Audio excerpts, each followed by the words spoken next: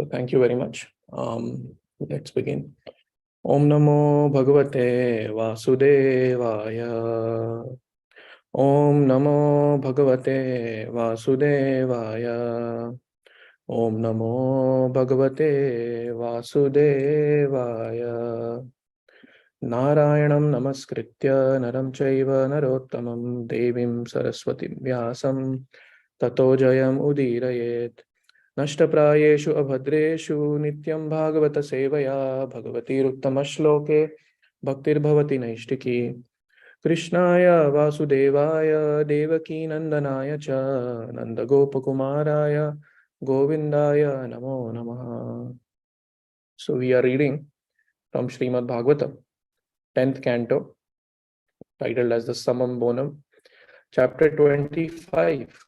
Lord Krishna lifts the Govardhan hill, and text 22 and 23 is what we'll be covering today. So I'll read the Sanskrit and the translation and purport. So this is 22. Tatha nirvivishurgartam Krishna shvasita manasaha yathavakasham sadhanaha savrajaha sopajivanaha. Translation and purport by the disciples of His Divine Grace, A.C. Bhaktivedanta Swami Srila Prabhupada ki jai. Translation: Their minds pacified by Lord Krishna, they all entered beneath the hill, where they found ample room for themselves and all their cows, wagons, servants, and priests, and for all other members of the community as well. Purport: all the domestic animals of Vrindavan were brought beneath the Govardhan hill for shelter. Next verse. Kshut trid vyatham sukhapeksham hitva tair vrajavasibihi vikshamano dadharadrim saptaham nachalat padat. Translation: Lord Krishna, forgetting hunger and thirst and putting aside all considerations of personal pleasure, stood there holding up the hill for 7 days as the people of Vraja gazed upon him. Purport: according to the Vishnu Puran, Vrajaikavasi birharsha vismitakshay nirikshtaha gopagopi janai rishtaihi Preeti विस्फारिते क्षणैः संस्तूयमान चरितः Krishna Shailam adharayat. Lord Krishna held up the mountain while his praises were chanted by the residents of Vraja, all of whom now had the opportunity to dwell together with him and to glance at him with joyful and amazed eyes. Thus the cowherd men and women were all elated, and out of loving affection, they opened their eyes wide. By continuously drinking the nectar of the beauty and sweetness of Sri Krishna, the residents of Vrindavan felt no hunger, thirst, or fatigue.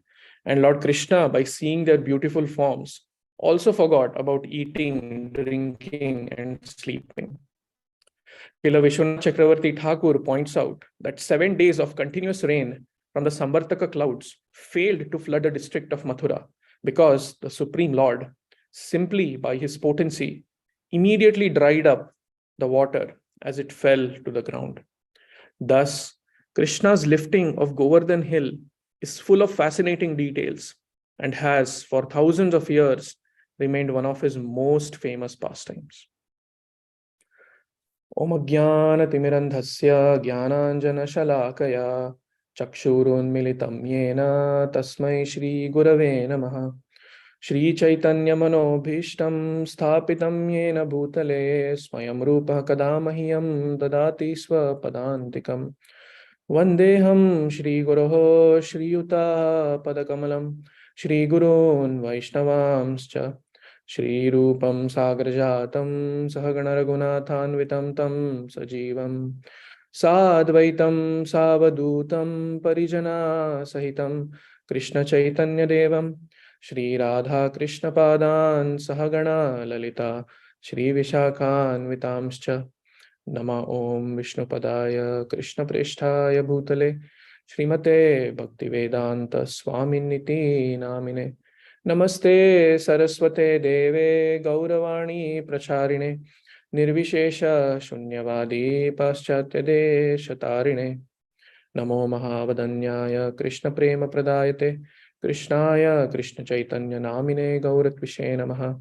He Krishna Karuna Sindho Dinabandho Jagatpate Gopesha Gopika Kanta Radha Kanta Namostute Tapta Kanchana Gaurangi Shri Radhe Vrindavaneshwari Vrishabhanu Sute Devi Pranamami Hari Priye Vanchakalpatarubhyascha Kripa Sindhubhya eva cha Patitanam Pavanebhyo Vaishnavebhyo Namo Namaha Jaya Shri Krishna Chaitanya Prabhu Nityananda Shri Advaita Gadadhara Srivasadi Gaura Bhaktavrinda Hare Krishna Krishna Krishna Hare Hare Hare Rama Rama Rama Hare Hare Mukam karoti vachalam panghum langhayate girim yatkripatamaham vande Shri Gurum Dinataranam. Prabhu, if you stop your screen with the verse, then we can see the other devotees and deity darshan. The other day we couldn't get deity darshan. Stop sharing the verse screen, okay? Yes. Thank you. So, thank you very much all for joining today, and I seek blessings from all of you so that I can speak something in a mood of service and in line with the Guru Parampara. So it's always a pleasure to associate with all of you. Krishna, I mean, in the Bhagavatam, it's been described in the purport by Prabhupada's disciples. The quote from Vishnu Puran: Lord Krishna held up the mountain while his praises were chanted by the residents of Vraja, all of whom now had the opportunity to dwell together with him. So dwell together with him. So they were happy to come together and to glorify, to praise the Lord and chant his glories. So similarly, I'm so happy to be with all of you. So a very nice theme in the 22nd verse is about shelter. So let me go back to that verse. So here it says, everybody came under the Govardhan hill to seek shelter. Even the domesticated animals, etc. Everybody, they found ample room there, and they sought shelter from the torrents of rain that the Samvartaka clouds were deputed to create in the land of Vrindavan by Indra. So these Samvartaka clouds are the clouds that are deputed when partial annihilation of the universe happens after every kalpa. So Indra was really angry, really mad at the Vrajvasis for cancelling his the yagya meant for him, and instead the Vrajvasis worship Govardhan hill. So in this way, we see throughout the pastimes of Krishna, this theme of shelter is always seen in the Vrajvasis. Throughout all Vedic scriptures, wherever the pure devotees of Krishna are being described, in the past times, we see that they always seek intense shelter in Krishna. Any danger comes, they seek shelter in Krishna. Anything, although they see Krishna as an equal, although they might see Krishna in the Vatsalya Bhav, but they know that there is something special about this boy, and he's so nice. We love him so much. And whenever something happens, they just go to Krishna for shelter. So the other day, I was talking to a friend of mine about this point of shelter. So we were discussing this question of what does it really mean to seek shelter in someone? So we were talking about it, and we were beating around a bush. And one thing that kind of made sense to both of us was that defining shelter as at the end of the day, whatever we do, but at the end of the day, we know that this person is out there looking out for me. May not be looking for me, but looking out for me. But looking out for me in the sense that this person is my well-wisher. This person doesn't have any selfish agenda to fulfill for his own personal gratification and exploiting me for that. That is not the case, right? This person is completely selfless, and he desires my overall spiritual welfare. So when we have this thought at the end of the day about someone, it may be our spiritual mentors, it may be our Gurudev, it may be Srila Prabhupada, anyone like, or Krishna himself, anyone in the Guru Parampara or the Guru Parampara as a whole. So when we have this, thought that yes, Prabhupada actually, he used to sign his letters as your ever well-wisher, A.C. Bhaktivedanta Swami. So it's so nice to read that. Imagine reading a letter from somebody who is writing your ever well-wishers. It creates a sense of shelter immediately, right?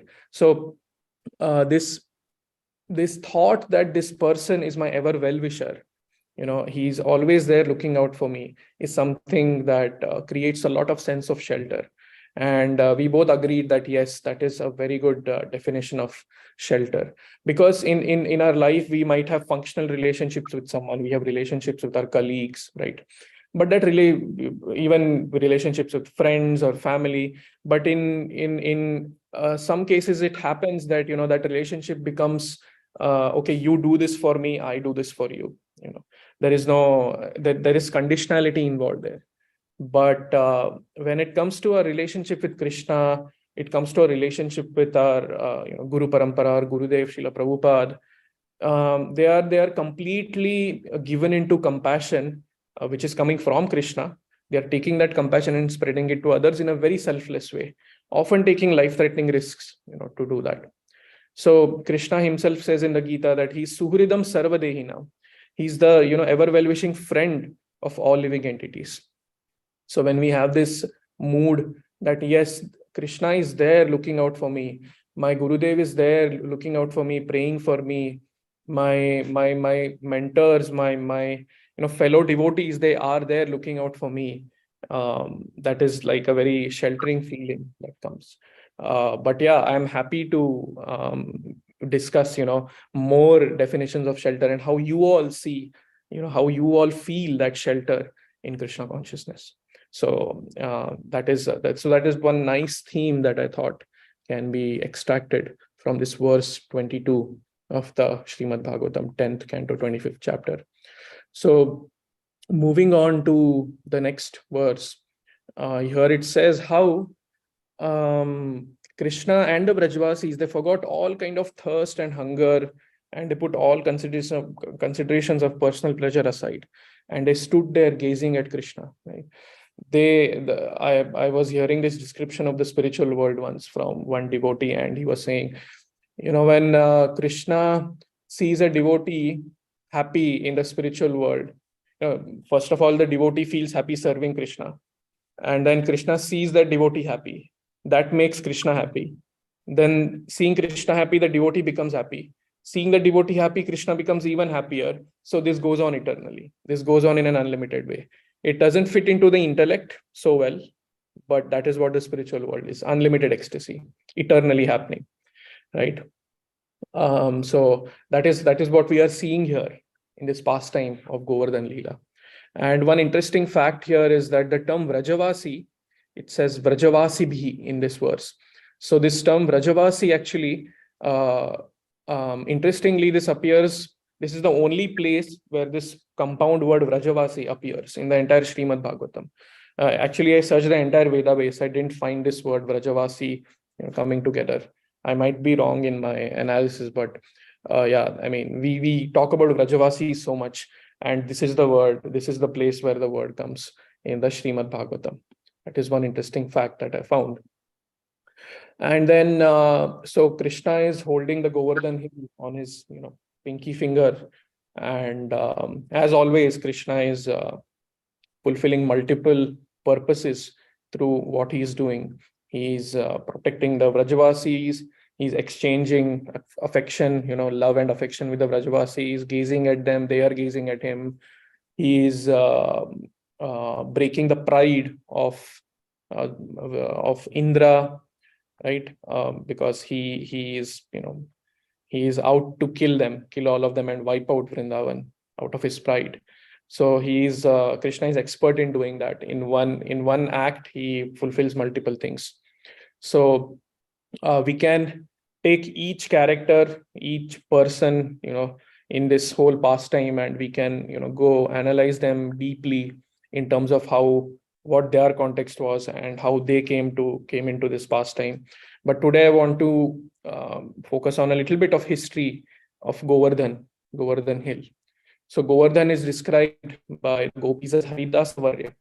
So Varya means topmost, and Haridasa means the Dasa of Hari, or the servant of Lord Hari. So Govardhan is described as the topmost of the Haridasas. And Govardhan, of course, he resides in the spiritual world eternally. Sorry, Prabhu. So he resides in the spiritual world eternally. And in this material world, he appears as the son of Dronachala. So Dronachala is one more mountain, and he appeared in Satya Yuga, and he was a great mountain, and Dronachala was, very happy to have a son as great as Govardhan. And today people try to scale Mount Everest, but Govardhan originally was much taller than Mount Everest. So then what happened is Pulastya Muni, one of the sages that time, he happened to see Govardhan, and then he developed a desire to have Govardhan for his own austerities and whatnot. And then how's Mississippi doing? Is it employee of the month? No. Anand Vihari Prabhu, your mic is on. if you could. Yeah. All right, good luck. So Pulastya Muni got some interest in Govardhan Hill, and he thought, let me take this Govardhan Hill, and I'll take it to where I want it to be, and then me and my sage friends, my Muni friends, will perform austerities and utilize Govardhan Hill. So Govardhan Hill is actually personified, just like Dronachal, the Dronachal is personified. So mountains, as per modern science, they are just geographical structures. But when we look at it from the Vedic perspective, they are actually personified beings, which we might not be able to see because of our limited vision, but they are persons. So like this Pulastya Muni, he developed some interest in this son of Dronachal called Giriraj Govardhan, and he wanted to take Govardhan with him. And then Dronachal was very sad to let his son go, but then he had to do it because Pulastya Muni was a great Muni and he could not say no to a sage. So then Pulastya Muni, it was all decided that he'll take Govardhan Hill, but Govardhan said one thing, that look, you can take me, but if you put me down anywhere on your way, then that is where I'll be. I won't go any further. Pulastya Muni said, yeah, of course, I'm powerful, man. What did you think? I'll, take stops. I'll take you, in one moment all the way. So then Pulastya Muni picks up Govardhan and he's going. And then when they come on top of the land of Vrindavan, that's when Govardhan sees the land of Vrindavan, and then he understands through his spiritual potency that yes, this is where my Lord is going to appear. This is where my Lord and his devotees are going to appear, and this is where I should be. So by his own mystic potency, he created an intense desire in Pulastya Muni to answer nature's call. And then Pulastya Muni tried to control it, but he could not. And then finally, he kept Govardhan, where he is right now. And then he went to answer nature's call. And then when he came back and then he wanted to pick up Govardhan and continue on his route, Govardhan refused to be picked up for one thing. And then he said, look, I told you that was the condition. If you put me down anywhere, I'll not go any further. And then this infuriated Pulastya Muni a lot. That how can you, disobey a great person like me? Then he cursed Govardhan that, I curse you that day by day, the grains of sand on you will reduce and your size will reduce day by day. Now, Govardhan originally was, much, much higher, taller than Mount Everest. I say Mount Everest because that is the tallest peak in the world today, but he was very, very tall.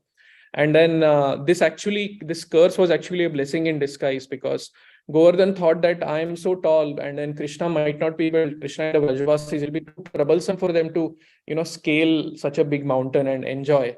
So it is nice. So this happened in Satyuga, and the size kept reducing, and then it was the perfect size in Dwapar Yuga when Krishna appeared. So in this way, this curse was actually, it turned into a blessing. So this curse turning into a blessing is another very, very nice theme that comes in the Srimad Bhagavatam constantly. So like we know Parikshit Maharaj, I mean, the fact that we are discussing Srimad Bhagavatam, actually, if you look at it, the sole reason for that is the curse that Parikshit Maharaj got from Shringi. And Srimad Bhagavatam is what came out of it. Now, Govardhan, Parikshit Maharaj, and all these great devotees, they were able enough, they were powerful enough to counteract the curses that were put on them, but they didn't do it. They didn't do it out of their devotion to the Lord and out of their internal absorption in the Lord. And great things came out of that. So even Krishna, for instance, in this pastime itself, he's this apparent curse of Indra to wipe out Vrindavan is turning into a blessing. Krishna is turning it into a blessing, and he's making it a huge feast of ecstasy for all the Vrajavasis. So they have given up hunger, thirst, everything for 7 days altogether, and then with their eyes wide open, they are looking at Krishna. Krishna is looking at each of them simultaneously and reciprocating with their love. And again, this whole reciprocation itself is can be talked about a lot. It's an amazing pastime, as it says in the purport that it has fascinated devotees for thousands and thousands of years. So this other theme that I wanted to touch upon is the absorption of the Vrajavasis. So when we look at pure devotees, their absorption in Krishna is not affected by external circumstance. So we see Prabhupada in the contemporary times, in one sense, who so many ups and downs happened in his life, but his absorption in Krishna, his absorption in fulfilling the mission of his guru never wavered. Although the execution delayed a little bit because of his other duties, but then he was always contemplating, how should I fulfill the instruction of my Guru Maharaj? So he was always absorbed in that thought. And we see so many examples across Bhagavatam. We see the example of Prahlad, right? He was they were trying to put some inject this materialistic knowledge in him, right?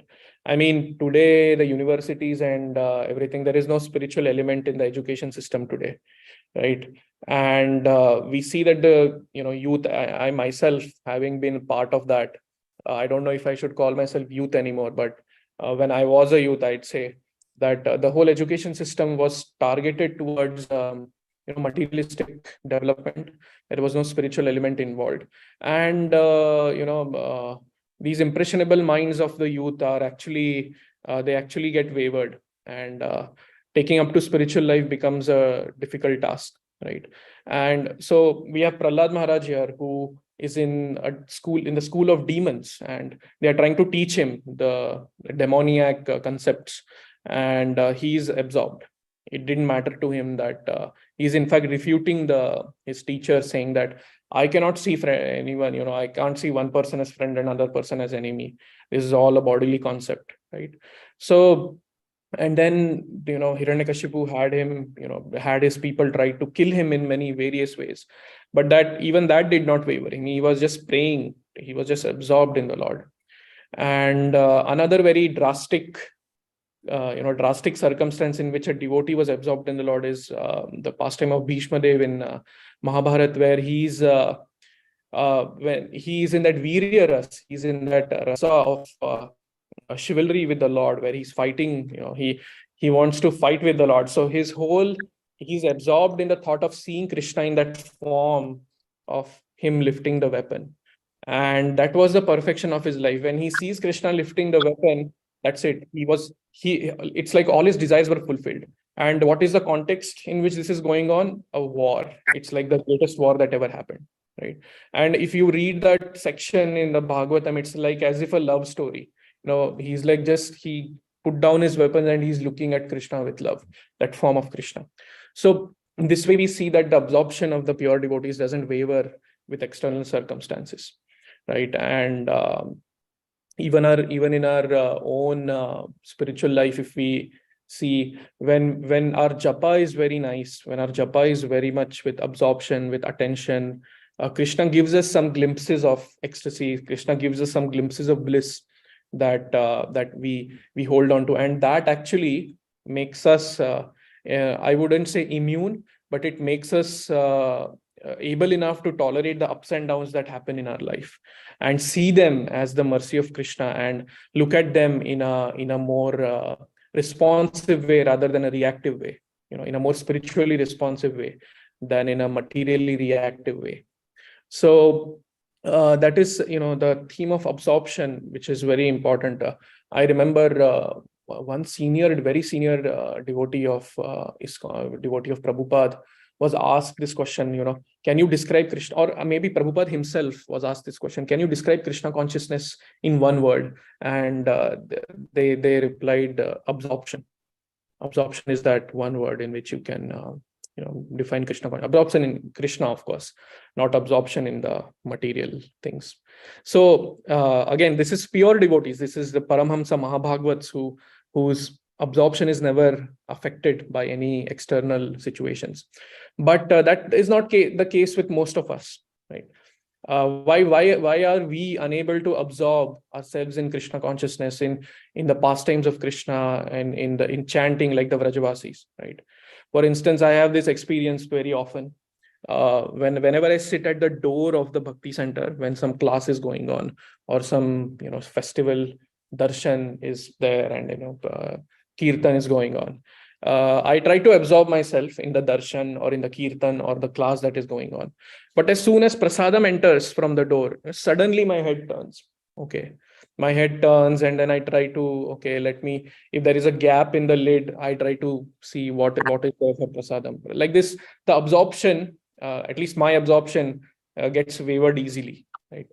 And like right now we are here at Sadhu Sangha, and so there is such nice prasadam here. There are facilities here, and there is the opportunity to go and do some sightseeing in Dallas and so on and so forth. But then there is such a great opportunity to absorb myself in the kirtans that go on throughout the day, right? So here the choice is mine, whether to do that, whether to absorb myself in the spiritual sound vibration of kirtan or to distract myself with. In one sense, prasadam is not a distraction, but we need to see it like that. We need to see it as the mercy of Krishna for it not to be a distraction. Otherwise, if we see prasadam also as something for my own titillation, the titillation of my own tongue, then the prasadam also becomes material in a way. So that opportunity is always there, and more often than not, we observe that we get wavered, our absorption gets wavered. So I was thinking, this brings us back to the point of shelter, right? So what we are sheltered in, in a very deep way, that is what our mind will be absorbed in. So, and it has happened with most of us at life after life, we engage in certain, things that take us away from Krishna due to a misconstrued idea of shelter. And those things kind of become second nature to us. And even when we intellectually or theoretically understand that, yes, Krishna is the ever well-wisher, that Prabhupada is my ever well-wisher, that the Guru Parampara, my Gurudev, they are my ever well-wishers, it becomes tough because of this whole, habit, the samskara that we have developed life after life. So in this way, the absorption with our own selfish interests, with our own body and the things related to our body, is a result of us feeling shelter in those things, because we thought that, okay, these things might give us some kind of satisfaction, and that is why I should be doing these things. Of course, it doesn't mean that we should give up our duties and everything, because the example of most devotees we see is not that of just immature renunciation. It's that of internally having that shelter in Krishna, but doing the needful in what is to be done, in doing our best actually in what is to be done. So Arjuna was not like a sloppy archer that, he didn't know archery that well, and he said, I'm sheltered in Krishna. No, he was a great archer. He was like the topper of his, what is that, summa cum laude, magna cum laude, in American universities. He was something like that. He was like the gold medalist in his university. So, but internally he was sheltered in Krishna. Same with all the Pandavas, all these devotees who are engaged in the world in a spiritual consciousness, but their internal shelter is always with Krishna. So in this way, because of our conditionings, we come to Krishna for various reasons. Krishna mentions, he paraphrases, he categorizes the people who come to him in 4 categories in the Bhagavad Gita. Chaturvida bhajante mam jana sukritino arjuna, artho jigyasur artharthi jnani cha bharatarshava. So four types of people who come to Krishna are artho, right, who desire of, anything that is related to wealth. And then artho jigyasu, out of curiosity.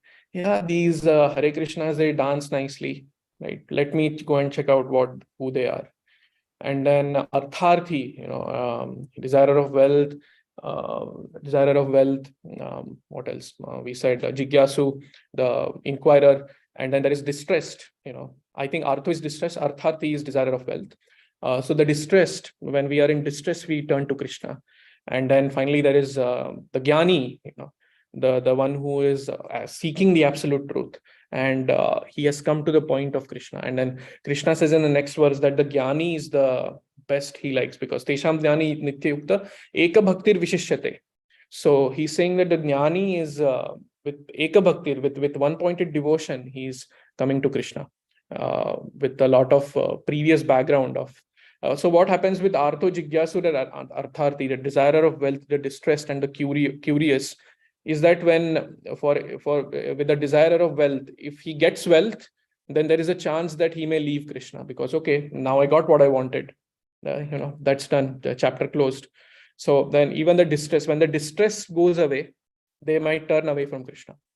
And then the curious people, when they come and see, okay, this is the thing. Okay, I see. Achintya bheda bhed. Nice philosophy, man. Good. Keep up the good work, and they walk away, right? So like this, in the other 3 categories, there is a chance that we might go away from Krishna. There is a chance that we might come to Krishna as well. In case of Dhruva Maharaj, he wanted a big kingdom, but he was purified by the Lord. He was purified by the instructions of his spiritual master Narad Muni. And when he wanted a kingdom greater than that of his father, and then that with that intention, he did all the austerity and meditation and everything. And then when Vishnu appeared before him, he said that I was looking for some broken piece of glasses, but seeing you, O Lord, I have achieved the diamond. I've achieved the most precious diamond that there can be. So like this, although our we might go with some desire, if we just stick to the path, then it'll be nice. One devotee asked a question to Radhanath Swami. He said, Maharaj, it's like we how do we get into the train of Krishna consciousness? How do we, because we have so many distractions, so many material desires, so many things, and how do we really get into that train of Krishna consciousness? Then Maharaj said something very nice. He said, you're already on the train. All you have to do is not get down, not get out of the train. So just stay in the process, and slowly we'll see that things will become sublime for us. And like that. So yeah, I mean, the example of the hawk comes in the journey home, where Maharaj writes that when the hawk actually he swoops into the water and picks up the fish is like going about doing his own thing, daily regular thing, and suddenly he's taken out of that whole comfort zone, right? So Maharaj says there that as long as we are our perception of the world is very wavering, our perception of the world is on the externals, we'll be affected by the ups and downs. But when our absorption is in the deeper spiritual aspect of life, a deeper spiritual aspect of things around us, then these ups and downs will not affect us.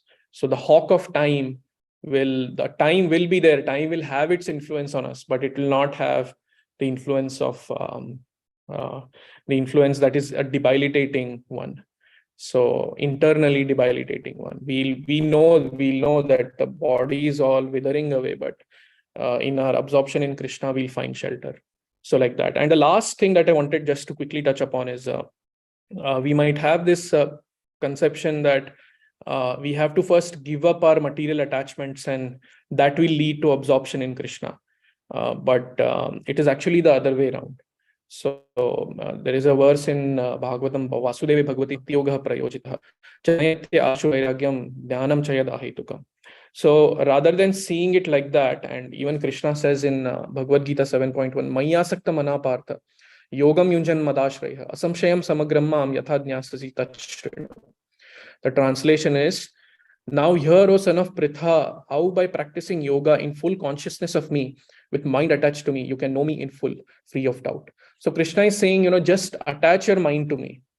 Rest will be taken care of.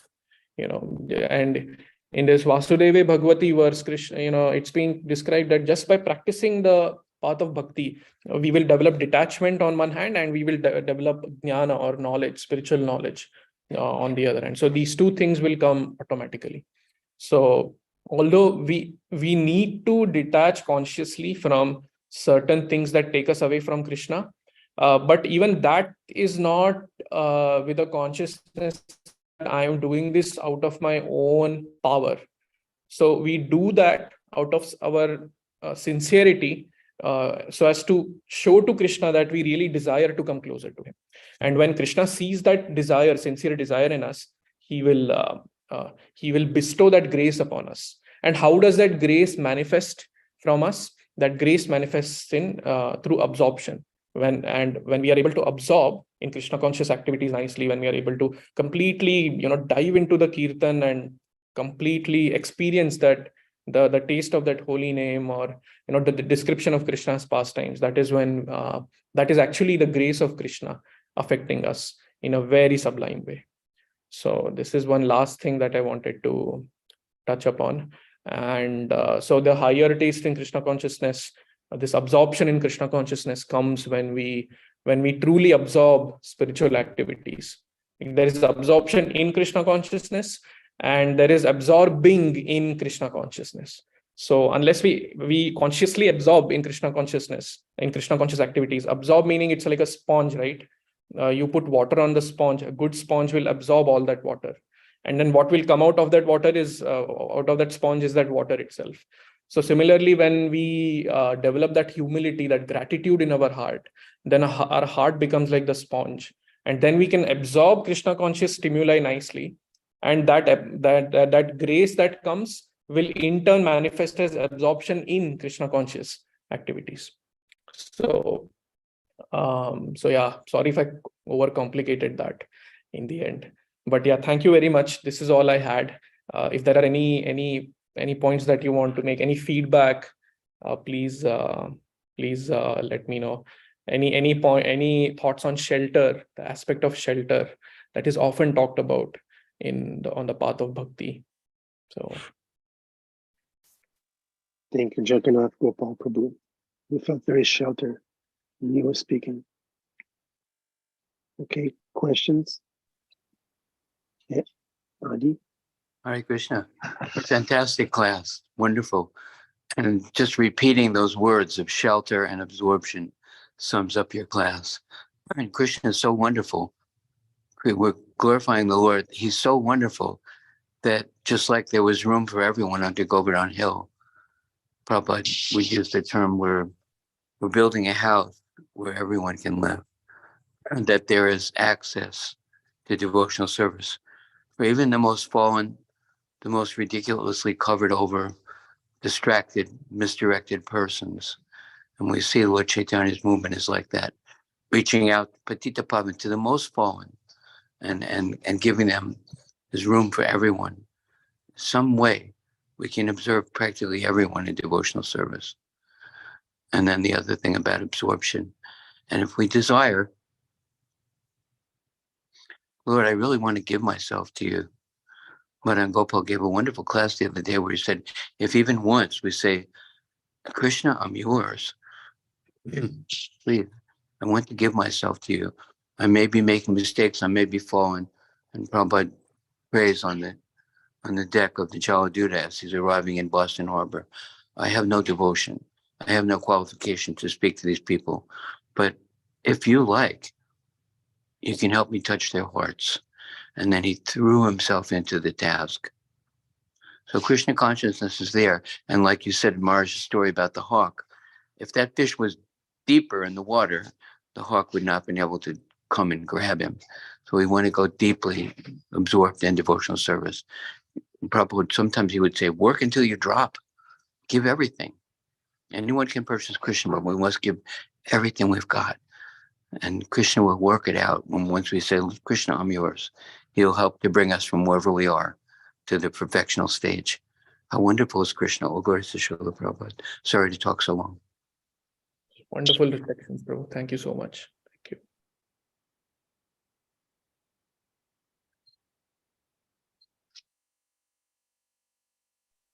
Hare Krishna. Question, Jagannath Gopal Prabhu.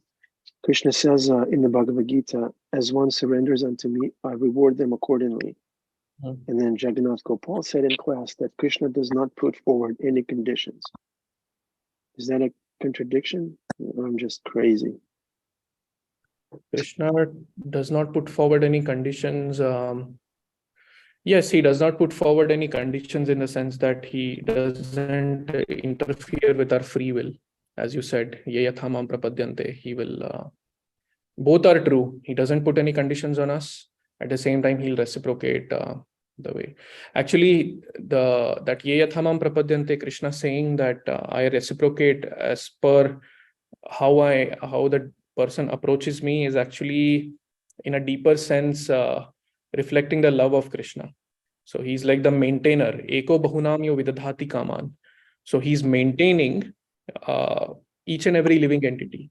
But how is he maintaining? He's maintaining not as per his choice, but he's maintaining as per the living entity's choice. If the living entity wants to turn away from him, then yeah, I'll reciprocate. Krishna says, I'll reciprocate with you. I'll give you all the atheistic arguments that you can put forward to turn away from me. But the same thing when the same person, when he desires to come closer to Krishna, so Krishna will say, yes, I will reciprocate with you. I will bring you to the association of devotees. I will bring you to a genuine spiritual master. So like that, he doesn't put any conditions as such because he doesn't interfere with our free will. But then he is the greatest maintainer that can ever be. So and whatever our desires are, he can fulfill it. He will make the necessary orchestration in order to fulfill that. I don't know if that answers your question. Yeah, absolutely wonderful answer, Jagannath Gopal Prabhu. I was thinking, yes, Krishna is not going to interfere with my free will, but my wife will, and some other people will. But Krishna is so wonderful that he's working in our life through this other people, through the spouse, through the kid, maybe even through a karmic boss. I don't know. Yeah. Krishna Daya Prabhu, do you have a karmic boss?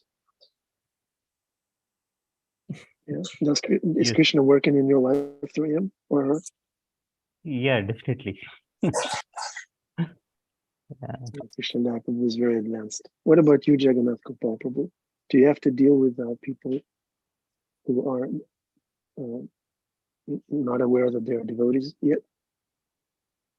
Yeah, so, sometimes, but then even in my experience, it has been that although they are not devotees as such, or they don't turn towards God as such, but there is they have this high sense of morality, high sense of thing that this person.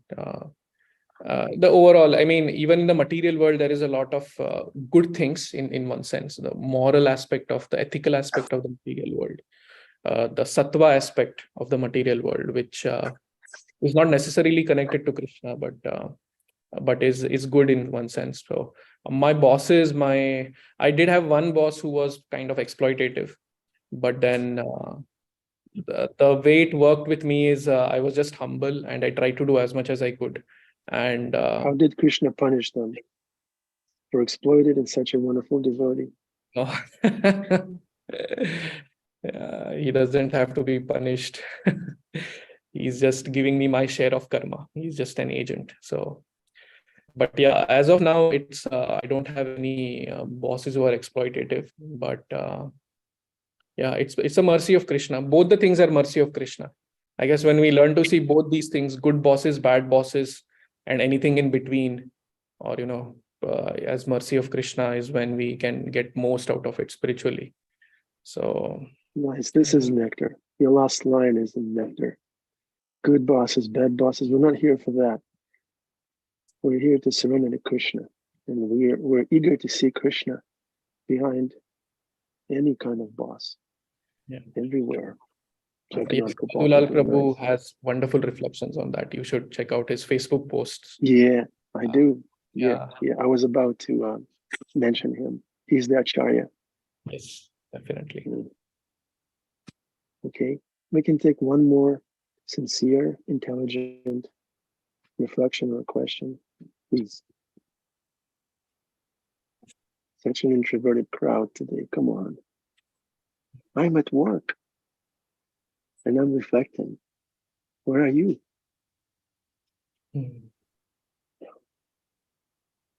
Krishna Prabhu, what's your reflection? Yeah. Thank you, Jagannath Gopal Prabhu, for the wonderful class. And then to the point, of course, 2-3 things, but the point is like how the curses turn into blessings, constant theme in Srimad Bhagavatam. That's how Srimad Bhagavatam came also, like Parikshit. I was thinking about Nalakubar and Manigriv, they were cursed, but that turned into such a nice blessing. They could witness all the childhood pastimes of Krishna so happily, which even Devaki Mata also could not. So yeah, and then if you keep counting like that, even in our life, so many things we consider it as a curse. This human body itself is a curse, with bag of four, the 4 problems and everything. But this is such a nice blessing. We can, see, hear Bhagavatam. Technology has so many curses, but you sitting in Dallas and then we sitting in New York, New Jersey, we're able to hear Bhagavatam. So every moment actually it's curse turning into blessing. Yeah. We need to just contemplate on that. Yeah. Thank you for making us think. Wonderful. Nice. Krishna Prabhu, beautiful reflection. Turning curses into blessings. Turn your cursing into chanting. How's the festival, Jagannath Gopal Prabhu? Oh, it's wonderful. It's all great souls here, and it's just amazing to absorb in Kirtan. And I came in 2019, but at that time I was very much distracted by many other things. But this time it's more of since I've come with a few devotees, and those devotees are very serious about attending the Kirtan and everything. I'm able to tap into it much better. Of course, it started just yesterday. So today and tomorrow is the main climactic part of the festival in one sense. So yeah, looking forward to it. Radhanath Maharaj has a class right now in a few minutes. So that is a wonderful thing. Tomorrow, Jayapataka Swami is giving the class. All great souls. It's just wherever you look at, it is nice because in a 3-star hotel, you look around and you just find devotees. It's like this hotel has become Vaikunta. You see everybody with tilak and chanting and going to the kirtan, and it's amazing. So you hardly see any non-devotee here right now. The hotel is filled with devotees. So Nice. bliss. Wonderful. Please dance, feast, and chant for us all. For Krishna Daya, for Hari, for Scarlet, for Muna Jaya. Take Prashanam for Yogeshwari. Chant for Susan. Dance for Venetia and Whiskey Das, for Rich, for William and family, for Prema Vinodini Didi, for Kartik Prabhu, for Priti Chaturvedi, for Pink Yogi of Harlem, for Vasudeva and the Pujaris, and Arjuna Prabhu and everybody. Okay? Jagannath Gopal. Thank you. Thank you very much. Okay. Have a wonderful day, everybody. Thanks for being with us. And with Krishna, Jamuna Jaya. Yes. Wonderful. Scarlett. Hare Krishna. Good seeing you.